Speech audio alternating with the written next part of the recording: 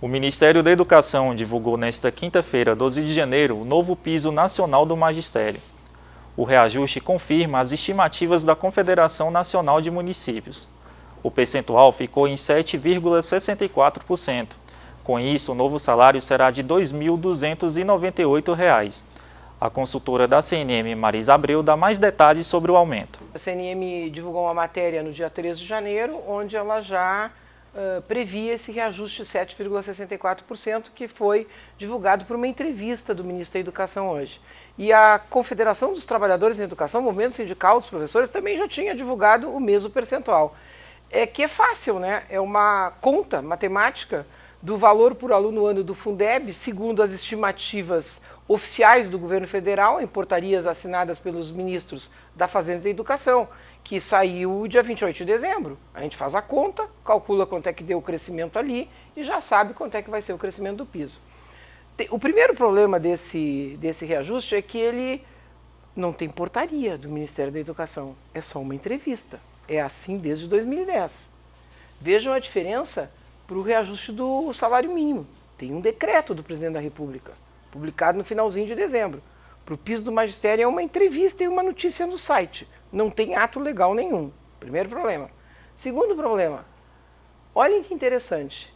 O governo federal se empenha para aprovar uma proposta de emenda à Constituição no Congresso, que foi promulgada em dezembro ainda, limitando o crescimento das despesas do governo federal à inflação do ano anterior. O salário mínimo nacional foi reajustado pela inflação do ano anterior, que foi 6,5%. É o decreto do presidente Temer que dá o valor de R$ 937 para o salário mínimo desse ano. Porém, o piso do magistério, que não é para a União pagar, é para os estados e municípios pagarem o reajuste de 7,64%. Dois pesos e duas medidas. Quando a despesa é minha, é inflação. Quando a despesa é dos outros, pode ser mais do que a inflação. E vejam só, o mesmo governo federal estima que o crescimento da receita do Fundeb em 2017, em relação à receita do Fundeb em 2016, será de 3,27%. Então, os municípios vão ter 3,27% a mais de recursos para pagar um salário 7,64% maior. E vejam, ninguém está discutindo se os professores têm direito ou não têm direito, se eles merecem ou não merecem. É claro que eles merecem. Se a gente pudesse, dava 10%, dava 20% de reajuste. A questão não é essa, é da onde saem os recursos. E vejam, isso num momento em que já há uma situação fiscal complicadíssima no Brasil inteiro, vide a situação dos estados brasileiros, com a União renegociando com eles, etc. e tal, os municípios estão na mesma situação, grandes capitais brasileiras estão enfrentando problemas sérios na sua estrutura fiscal, na sua situação fiscal, e no primeiro ano de mandato dos novos prefeitos. Quer dizer, é muito estrago. Quais são as consequências desse novo reajuste? É um impacto grande, principalmente porque ele o que importa não é quanto em bilhões, é que ele é mais do que eu vou crescer o meu dinheiro para pagar, entendeu? Porque se eu crescesse 5 bilhões, mas a minha receita crescesse 6, tudo bem. Agora o problema é que vai crescer mais a despesa do que a receita, quando já há desequilíbrio entre receita e despesa na maioria dos entes federados brasileiros. Quais são as ações da CNM para mudar o critério de reajuste do piso no Congresso? Tem municípios que já gastam mais do que 100% do Fundeb em remuneração dos seus professores. Olha, a posição da CNM desde 2008 é de defesa da aprovação no Congresso Nacional de um projeto de lei enviado para a Câmara, os projetos do Executivo ingressam na Câmara, pelo então presidente Lula, propondo a mudança do critério de reajuste do piso para o INPC. E vejam, em todos os documentos da CNM, vocês podem conferir, se diz o seguinte, se afirma o seguinte: a gente não está defendendo que os salários dos professores fiquem só reajustados pela inflação. A gente está defendendo que o piso só aumente pela inflação e que os ganhos reais de salários sejam negociados pelos prefeitos e pelos governadores com os seus professores, porque negociação é negociação. Diz, olha, eu te dou um aumento real de tanto, mas vocês vão ter que contribuir reduzindo o número de alunos por professor, vocês vão ter que contribuir aumentando a carga horária, enfim, tem negociação a fazer.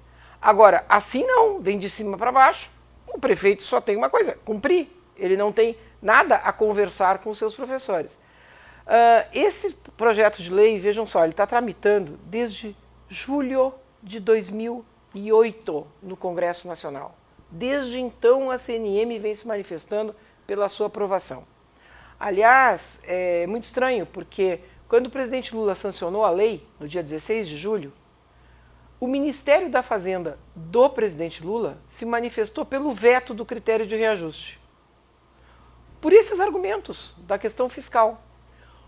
O governo, a presidência da República não acatou a posição do Ministério da Fazenda, sancionou e uma semana depois, exatamente uma semana, do dia 16 de julho para o dia 23 de julho, mandou esse projeto alterando o dispositivo da lei que tinha acabado de entrar em vigência. A minha pergunta sempre é a seguinte, se era para desfazer, por que fez? Por que o presidente Lula não vetou se ele propôs uma mudança uma semana depois? Se ele tivesse vetado, tinha ficado sem critério de reajuste e esse problema já teria sido resolvido. Aí o ex-governador do Rio Grande do Sul, Tarso Genro, que prometeu pagar o piso na campanha e depois não conseguiu pagar, o Rio Grande do Sul é um dos estados que até hoje, teoricamente, não paga o piso, disse que o Congresso, afirmou que o Congresso foi eleitoreiro quando aprovou esse critério de reajuste. E aí eu tenho a ousadia de perguntar, e o Executivo foi o quê quando sancionou? Também não foi eleitoreiro? Então, esse tipo de cumprimentar com o chapéu alheio, que caracteriza o federalismo brasileiro, é que vai estourar as finanças de todos os níveis da Federação Brasileira. Para finalizar, diante dessa difícil situação dos gestores, qual a melhor alternativa neste momento de crise? Mais do que nunca é a hora de aumentar a pressão sobre a Presidência da República e sobre o Congresso Nacional para resolver esse problema, para esse projeto de lei ser aprovado e virar lei para o ano que vem, essas alturas, porque para esse ano já passou. E olha só, o governo atual se empenhou de uma forma fantástica para aprovar a PEC do teto, porque ele não é parceiro dos municípios e dos estados para fazer isso, para aprovar o mesmo critério de reajuste do piso do magistério, aprovado para todas as despesas da União, ok? Então, primeira iniciativa importante dos novos prefeitos. A segunda é observar a gestão da educação no município. Olha, o próprio Ministério da Educação, desde 2014, 2015, afirma que para pagar o piso como vencimento inicial da carreira, duas condições são centrais. Uma é a dispersão salarial da carreira, que como o piso é o valor base sobre o qual incidem todas as diferenças salariais que os professores vão acumulando ao longo da sua atividade profissional, da sua vida funcional, se essa dispersão for muito grande, não dá para pagar o piso como vencimento inicial da carreira. Então tem que adequar a dispersão salarial a esse princípio do piso como vencimento inicial. E a segunda questão é a relação do número de alunos por professor. Olha só, tem que explicar de uma maneira bem básica para as pessoas entenderem. Os recursos do Fundeb são redistribuídos entre Estado e municípios pelo número de alunos. Então, se o prefeito recebe, se o município recebe recursos por 100 alunos, por exemplo, e se ele tem 3 turmas de 33 alunos cada uma, ele tem 3 professores para remunerar. Claro, tu vai ter mais o diretor, mas aí não é um diretor para cada 3 turmas. Se ele tem os mesmos 100 alunos e, portanto, recebe o mesmo volume total de recursos e tem 5 turmas de 20 alunos, o salário dos professores vai baixar. Se ele tem os mesmos 100 alunos e tem 7 turmas de 15 alunos, a relação do salário é menos da metade do que na situação original. Então veja só, ninguém está dizendo aqui que tem que entupir as turmas de alunos para pagar melhor, porque aí não adianta nada, os alunos não vão aprender. Mas tem que balancear as questões pedagógicas com as questões de remunerar melhor o magistério. Se tiver 5 alunos por professor, 6 alunos por professor, nunca vai pagar bem. Não tem escola privada que pague bem, não tem sistema educacional no mundo que pague bem se cada professor atender 5 alunos, 6 alunos. A luta é grande, vamos ao ano de 2017, porque vamos ver se a gente resolve finalmente essa questão para 2018.